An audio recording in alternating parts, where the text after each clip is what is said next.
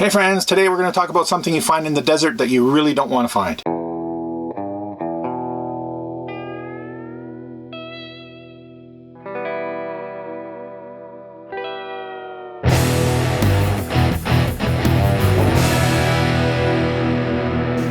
So here we are.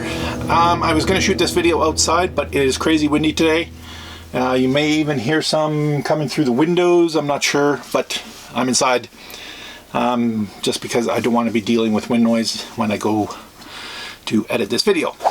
So today we're going to talk about rattlesnakes, and just so everybody knows, this isn't a reactionary video. Rollins is fine, I'm fine, but where we're camped here on the state trust land outside of Phoenix, if you're curious about that, there'll be the next video. But where we are here, a few people have been seeing rattlesnakes, and the other day there was some campers over here, and I found out kind of secondhand that their dog came across a snake and got bit on the end of the nose. So he made a quick, and I'm assuming pretty expensive, trip to the vet. The other day when I was walking Rollins, I overheard a fella talking to his wife about one that he saw out quadding, and said that it was bigger, so I kind of, keeping my social distance, I asked him, you know, oh, you saw a rattlesnake? And he's like, well, yeah, I saw one out there, and it was a little bit bigger than the one I saw the other morning under my trailer, which is just over here. So that got me thinking and a little concerned. So I started doing some research. And to be honest, I haven't done this much research for anything since I was in high school. Once I started learning a little bit, and basically what I wanted to know about snakes and stuff in this area, and you know what happens if Rollins does happen to find one or that kind of thing, I just decided that the information was probably pretty helpful, especially for people who travel a lot with their pets, and decided to share it. So that led me down a rabbit hole into pretty much as I could fit in my thick head about rattlesnakes. So here we go. So rattlesnakes, as you know, are venomous. They are part of the pit viper family. They have movable fangs. So basically, as their mouth is closed, their fangs are like this, and as their mouth opens, the fangs go like that. And of course, when they're striking, their fangs are out. Their venom is basically made of proteins, hemotoxins, neurotoxins, anticoagulants, and a bunch of other pure evil. I guess not so bad for them, but for humans and our fur friends, not so good. Not so nice. Really not very nice. So around this time of year is when they start to emerge.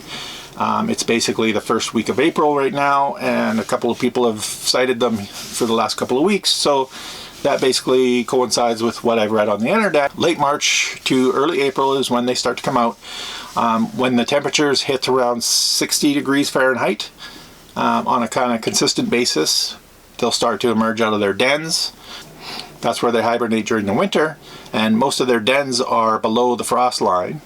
So whether it's here in Arizona or up in Canada, because they are in southwest Canada as well as all the way down to Argentina, and anywhere that actually gets, you know, that cold, the snakes are basically found even further down below the frost line. Spring is also mating season for them, and in spring and fall they are actually diurnal, which means they're active in the daytime because it still cools down at night. So in the spring and fall they come out when it's sunny because they get to warm up, and they hang around and do their thing and I guess mate.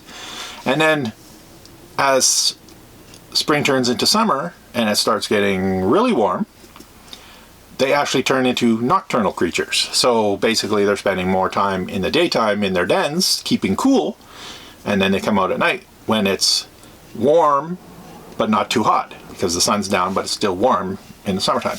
They eat mostly rodents, sometimes lizards, birds, and if the snake's big enough, smaller animals like rabbits, I guess. Hopefully not dogs. As far as rattlesnakes go, there's many different species. The western diamondback, the Mojave rattler, the tiger rattler, the blacktail, and the sidewinder. I'm sure there's more, but for the sake of this video, that's what I found on the internet.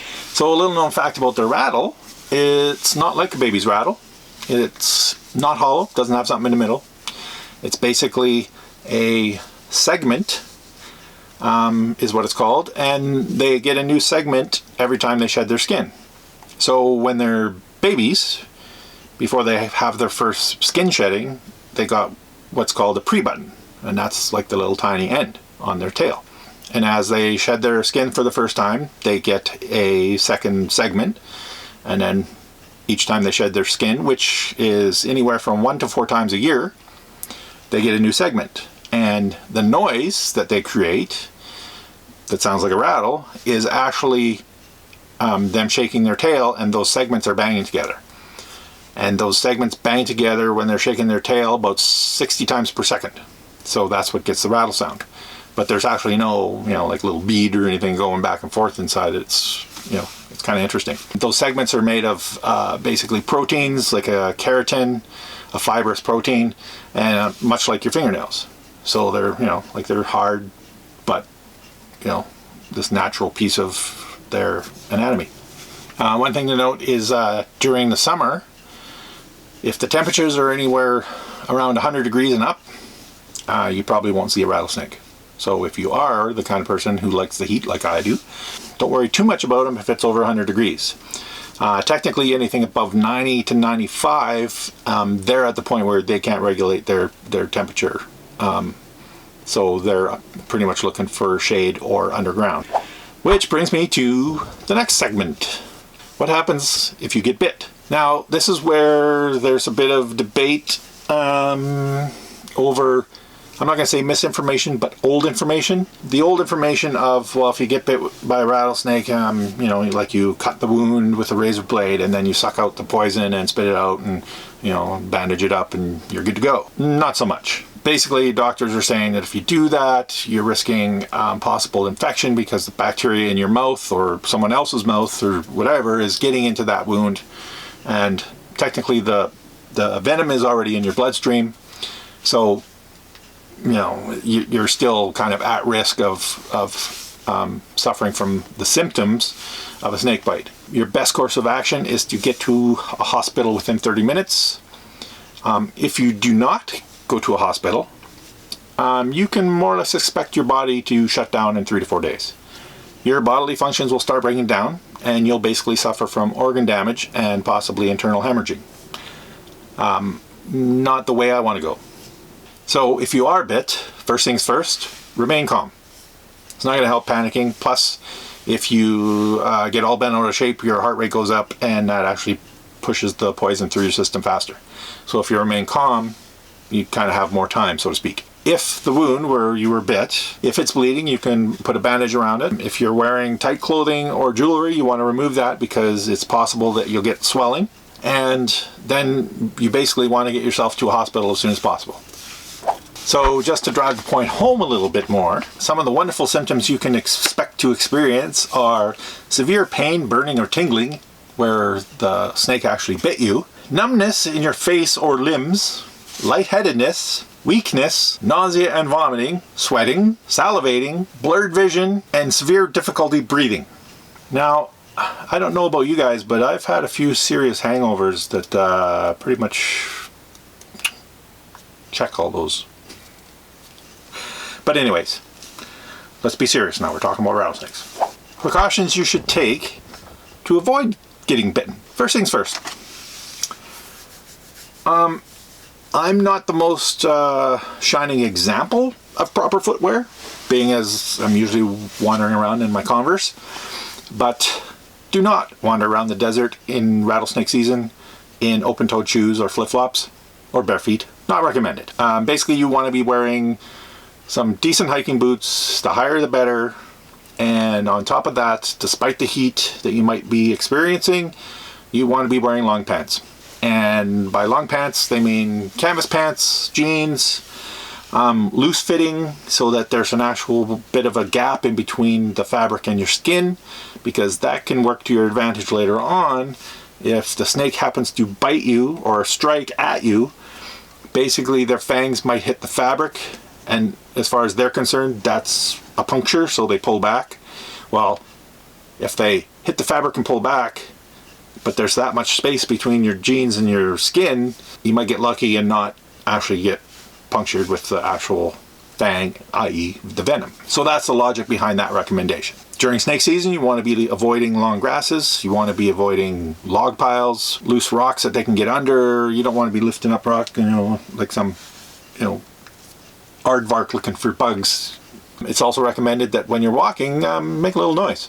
I walk pretty heavy anyway, especially with my hiking boots on. If you're a heavy walker like me, the vibration actually helps because they technically want to avoid you just as much as you want to avoid them. They're not going to be going, oh, I hear somebody walking, let's head towards them. No, they're going to be going the opposite direction. So what do you do if you encounter a snake while walking, hiking, that kind of thing? First things first, if the situation allows it, just back away slowly. Give them their space, let them do their thing. Same thing if you're walking and they're kind of slithering away from you or across the path, just stop, let them do their thing. Wait for them to go. You can slowly back up if you want, but technically just give them their space. One thing that I did read a couple times, people recommend to have a walking stick. That way if you're walking along and all of a sudden, whoa, there's one there, and he is too close to you, and backing away might not be, the safest option. Sometimes the stick, you can, use the stick to guard yourself, flick the snake away, whatever, give yourself, enough room to get away. So the next part is, what do I do if my dog gets bit?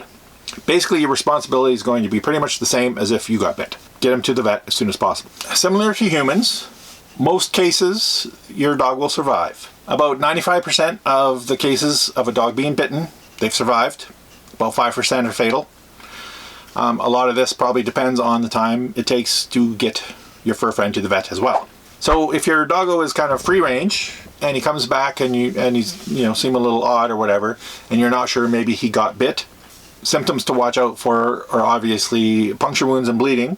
If they're panting abnormally or drooling a lot, that might give it away. If he seems like he's in severe pain or starts to swell, like his nose will swell or his paws will swell, most dog bites, that's where they get them. And if he's abnormally restless, if you didn't pick up on those and some time has passed, the more distressing symptoms that you're going to come across are they might collapse, they suffer diarrhea, muscle tremors, very irregular breathing, respiratory issues, and lastly, seizures. If you didn't notice and he comes back and maybe drool on the floor over there and all of a sudden he's dropping and having seizures, you're going to want to get him to the vet ASAP. Now, those vet visits, from what I gather, are not cheap. The anti-venin can be really expensive, and ironically, the smaller dogs actually need more vials of anti-venin, because a small dog, if he's bit by a snake, is going to be processing that amount of venom through his system much faster, and it's more dangerous because there's more per capita, basically, with a small dog. Now that same snake bites a larger dog, well, that same amount of venom is going to take longer to get through this dog's system, and this dog's got more, it's more diluted, so he's got better chance of kind of making his way through it. So if you have a small dog, just be warned that you want to be pretty quick at getting him into the vet and getting a shot of anti-venin. It's something to note that dogs usually require 1 to 2 vials, and humans require 10 to 20. Now, if your dog is bit, and you notice pretty much right away, and you get him to the vet, and he gets his anti-venin shots, they're pretty much on the recovery, fully recovered within 24 to 48 hours. So if they get that shot, they're going to be fine most of the time. It's when they don't get the shot, or they don't get taken to the vet, that things are going to go badly. So just so you know, if you're out and about and Fido starts acting weird and you notice some puncture wounds, get his furry ass to the vet. So that leads me to pretty much the last section of this video. And that's the precautions that we can take with our pets. Obviously, if you're out and about walking, you're going to do the same things that you would do, if you're just walking by yourself. Keep an eye out. If you see one, make sure you're both ready to back away slowly. Walking with a 6-foot leash. Don't walk with one of those ones where you can and then come back and that kind of thing.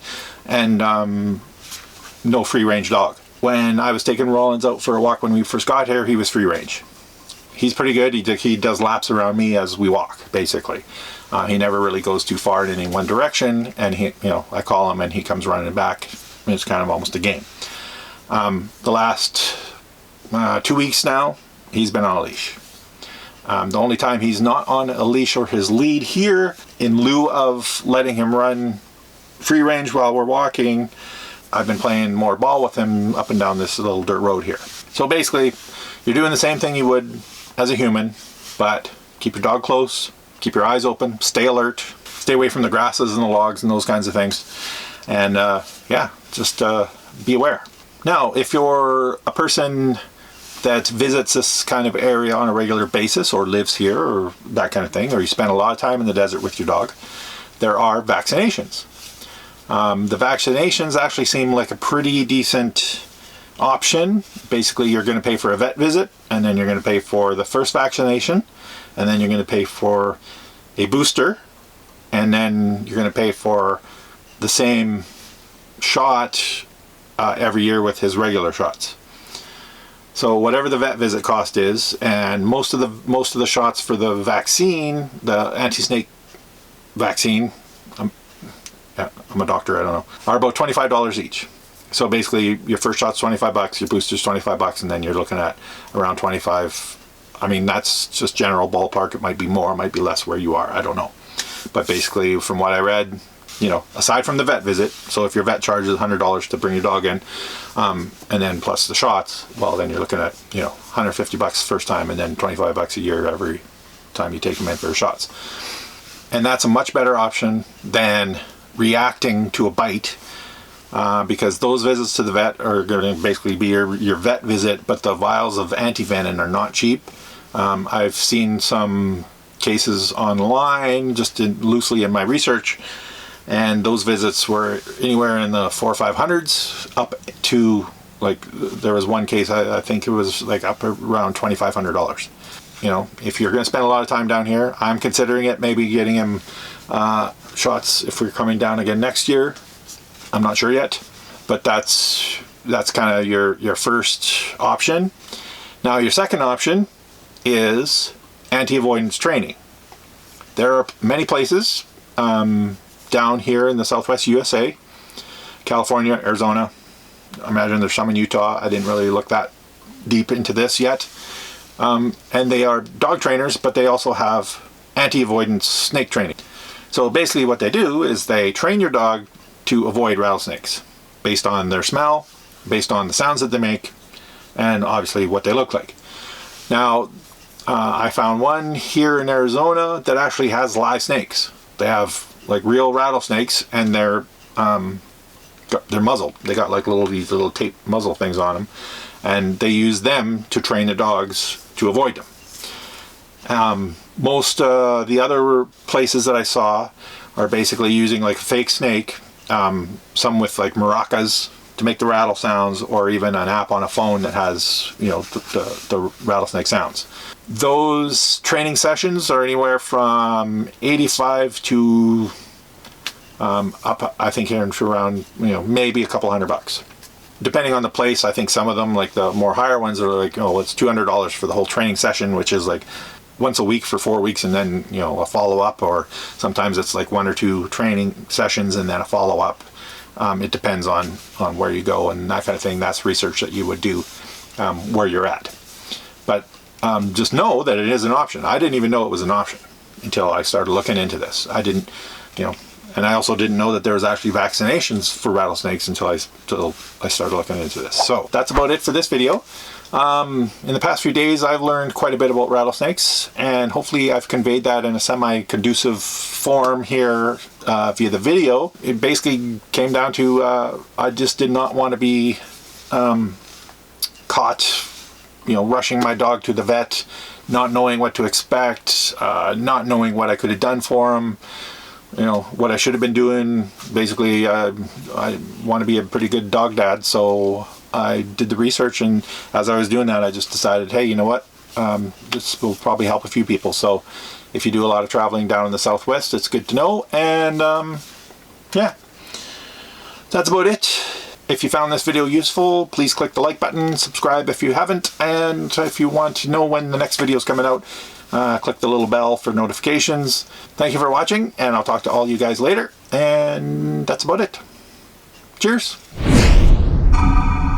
So, in an interesting turn of events, yesterday when I shot the video of me talking about rattlesnakes and telling you guys about all the different aspects of them, I had not yet seen one.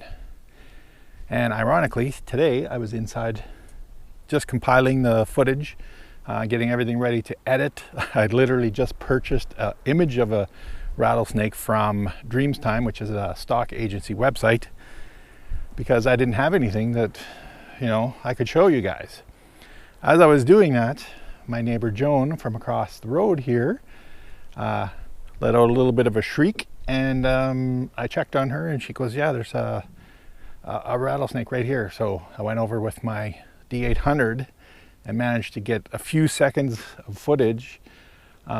He was coiled up, but he wasn't doing anything, wasn't moving. I decided to come back and get my GoPro because I have a long selfie stick, and thought maybe I could get a little closer to him without endangering myself and actually get some footage for you. And I went back and he was gone. So there's a little update. Here's a little bit of footage of a real live rattlesnake, since we're talking about them. And yeah, stick around. Who knows what might be coming in the next few videos, because apparently they're out. All right, talk to you all soon. Bye.